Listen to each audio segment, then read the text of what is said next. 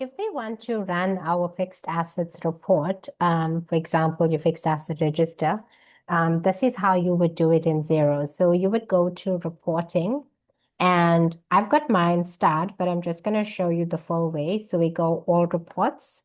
And then once this opens, you're going to look for the financial statement section, and you'll see there's something called the depreciation schedule. So I'm going to click onto it. And when it opens up, so it's going to obviously ask us our typical things. So what is our range that we're looking at? So I'm going to choose this financial year.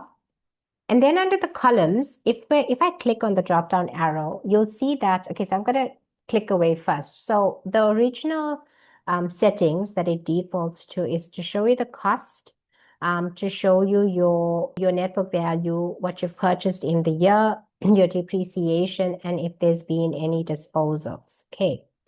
And if I want to add more columns, so for example, I want to add an asset number, I want to add closing accumulated depreciation, I want to add in my depreciation start date. I'm just seeing what else. If I wanted to add in the project and opening and closing depreciation and sale price, I could add in all of that.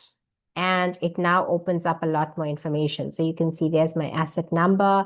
This is the date I'm starting to depreciate them from. You can see now I've got my disposals in. There's my cost. That's my purchases for the year. Obviously, everything was additions. This is what I've disposed, and that's my closing value.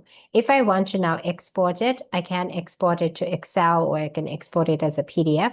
If you don't want it to have so many different columns, you just literally would take away what is it that you're looking for. So I know I don't need project, for example, and I can maybe take out sale price, and I'm just going to update. So that's essentially how you would find your fixed asset register on Xero. It's called the depreciation schedule.